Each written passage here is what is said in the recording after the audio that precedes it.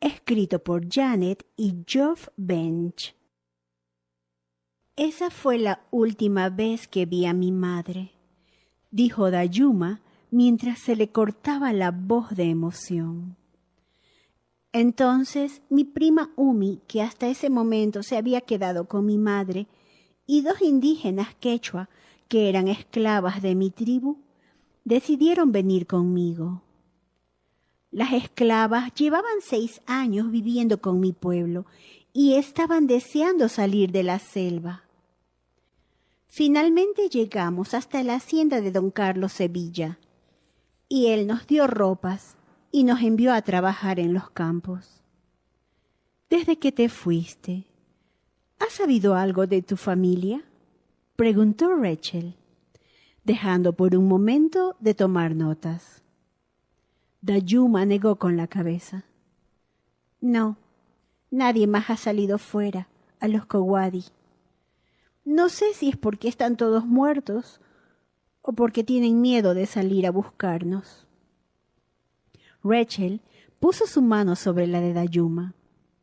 Quizá algún día tú misma puedas volver y averiguar si tu madre sigue viva, le dijo.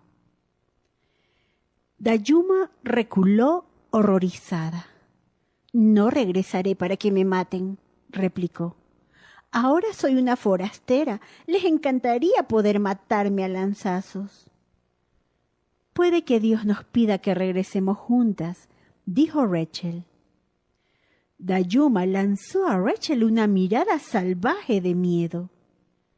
Si Moipa no nos mata, entonces lo harán los Winae. ¿Los Winae? ¿Quiénes son los Winae? ¿Otra tribu?, preguntó Rachel. Dayuma miró hacia la puerta como si temiera que alguien fuera a entrar por ella. Los Winae viven en la selva. Son pequeños demonios que se introducen en nuestras chozas por la noche, nos chupan la sangre y nos matan. Una vez mi abuelo me dijo el nombre de todos los miembros de mi familia a los que habían matado los Winae. Rachel no dijo nada, pero en ese momento deseó poder traducir la Biblia al guaraní más rápido de lo que evidentemente iba a tardar, de forma que Dayuma pudiera entender que Dios era más poderoso que cualquier Winae. Las semanas se convirtieron en meses y cada noche Rachel siguió aprendiendo más y más palabras en guaraní gracias a Dayuma. Durante el día, mientras Dayuma trabajaba en los campos, Rachel pasaba limpio todo lo que había aprendido sobre el idioma y las costumbres de los guaraní. Por aquella época, Rachel recibió una carta de Doris Cox. A Rachel se le saltaron las lágrimas al leerla y enterarse de que el jefe Tariri había por fin aceptado a Cristo y dejado su vieja forma de vivir. A continuación, el hijo mayor del jefe, Sirimpo, se hizo también cristiano, seguido de Irina, la esposa de Tariri, y de otros 6 miembros de su familia. Por entonces, el jefe Tariri andaba ocupado intentando que los demás miembros de la tribu aceptaran el Evangelio, y había dado testimonio a otros jefes de la zona. Tras leer la carta, Rachel decidió enseñarle a Dayuma algunas fotos suyas junto al jefe Tariri. Al verlas, Dayuma quedó fascinada al contemplar a Rachel posando junto a una familia nativa. Tras estudiar las fotografías durante varios minutos, le dijo que ahora creía que Rachel hubiera vivido con los Chapras y comprendía que su intención de ir a vivir con los Guaraní era algo serio. Dayuma pasó entonces a explicarle a Rachel más cosas sobre la historia de su familia. Le contó que Umi había visto morir al padre de Dayuma antes de huir por la selva, o mejor dicho, que le había oído morir. Según Umi, Moipa había alanceado a Tiaento durante el ataque y lo había dejado muy malherido. Mientras escuchaba la historia de lo ocurrido, Rachel comprendió que lo que más temía un Waorani era ser abandonado en la selva para morir y pudrirse al aire libre. Era un temor tan profundo que un Waorani prefería ser enterrado vivo que arriesgarse a que su cadáver quedara insepulto. Y eso era precisamente lo que Dayuma le contó que había ocurrido con su padre. Cuando el dolor de las lanzadas se volvió insoportable, Tiaento le dijo a su hermano: «Cávame un hoyo para que pueda meterme en él, después cúbreme y así moriré». Y eso fue exactamente lo que hizo su hermano. Tal y como establecía la tradición, antes de cubrir de nuevo el agujero con tierra, lo atravesó con tiras de bambú para crear un espacio en el que se pudiera respirar.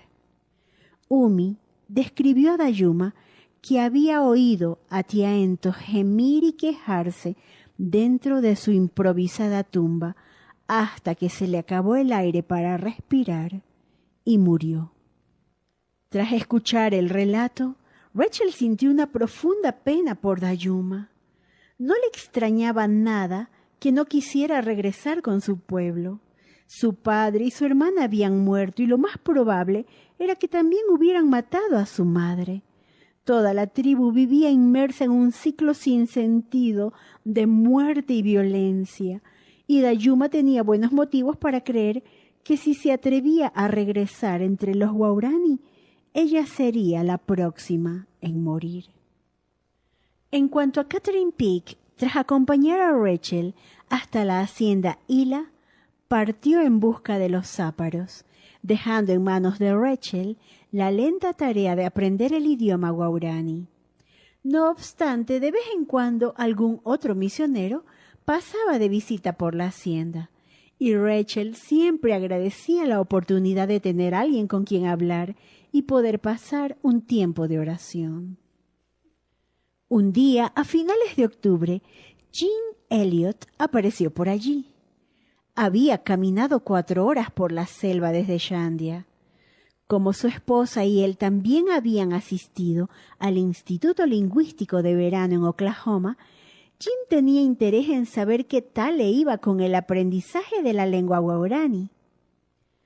Rachel le contó que pasaba las tardes con Dayuma, aprendiendo nuevas palabras y tratando de entender su cultura. Por su parte, Jean compartió con Rachel los progresos que estaba haciendo en Shandia. También le explicó que había caminado hasta la hacienda Hila por 2 motivos. Una, comprarle a don Carlos un par de lechoncillos y 2, pedirle a Dayuma que le tradujera al Waorani un par de frases breves. Dayuma accedió a ello sin problemas, y a media tarde Jim ya tenía sus 2 cerditos y las frases traducidas, así que emprendió rápidamente el camino de vuelta a Shandia para poder llegar antes del anochecer. Tras su partida, Rachel tuvo que reconocer que su hermano Nate tenía razón. Jean Elliot era uno de los 3 misioneros y transmitía un entusiasmo contagioso hacia su trabajo misionero en el Oriente. Poco antes de las Navidades, Rachel decidió que ya sabía suficiente el Waorani como para contarle a Dayuma la historia de aquella celebración en su propio idioma. Para que todo saliera bien, puso por escrito con antelación todo lo que quería explicarle y luego se lo fue leyendo a Dayuma en Waorani, palabra por palabra. Cuando terminó de leer, Dayuma permaneció sentada, sin mostrar ningún tipo de reacción a lo que acababa de escuchar. Al comprobar su indiferencia, Rachel sintió un gran desánimo. Desde luego aquello no era lo que ella había esperado. Ambas permanecieron un buen rato en silencio hasta que finalmente Dayuma se decidió a hablar. ¿Cantaron todos los ángeles lo mismo que había dicho el primero?, preguntó. Rachel soltó un suspiro de alivio.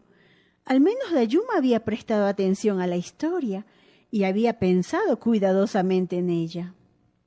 Al llegar la Navidad, Rachel necesitaba ya un descanso y aceptó agradecida una invitación para pasar una semana con Nate y Marge en Shelmera. Los días con ellos fueron sumamente agradables. Habían decorado todo Shelmerita con motivos y luces navideñas, y en una esquina del salón habían puesto también un pequeño árbol de Navidad artificial con un montón de paquetes de regalos a sus pies. El 25 de diciembre, muy temprano, Katie y Steve despertaron a su hermano Phil, de 1 año, y luego sacaron de la cama a sus padres y a la tía Rachel para que fueran con ellos al salón a abrir los regalos. Mientras observaba a sus sobrinitos rasgar ilusionados los envoltorios de los paquetes, Rachel pensó en lo afortunada que era por haber viajado tantos miles de kilómetros desde Pensilvania y, a pesar de ello, tener a su familia a menos de un día de viaje caminando. El día de Año Nuevo de 1956, Rachel seguía en Shelmera. Parte de la jornada la dedicó a meditar en los retos que tenía por delante, en su deseo de llevar el Evangelio a los Waorani. De hecho, cuando pensaba en lo que le depararía el año entrante, venían a su cabeza más preguntas que respuestas. Mientras pensaba en estas cosas, oró: Señor, no sé lo que me reserva el futuro. Revélate a los Waorani, con o sin mi ayuda, pero revélate a ellos. Mientras pronunciaba aquellas palabras, ignoraba por completo que pocos días después tendrían lugar sucesos que cambiarían no solo su vida, sino las vidas de un incontable número de personas. Capítulo 8. Tragedia. Fue el 2 de enero de 1956, el mismo día que Rachel cumplía 42 años. Estaba sentada cerca de su hermano, en el asiento del pasajero de la avioneta Piper Cruiser que Nate pilotaba. Ambos volaban hacia Shandia para dejar allí a Rachel y recoger a Jean Elliott, que iba a organizar unas reuniones evangélicas de 1 semana de duración en Arajuno. A causa de ello, Betty Elliott había pedido a Rachel el favor de ir a Shandia para ayudarla con su trabajo misionero y cuidar a su hija Valerie, de 1 año, mientras Jean estaba afuera. Rachel había accedido, muy feliz de tener al fin la oportunidad de ver en persona la obra que se estaba realizando en Shandia.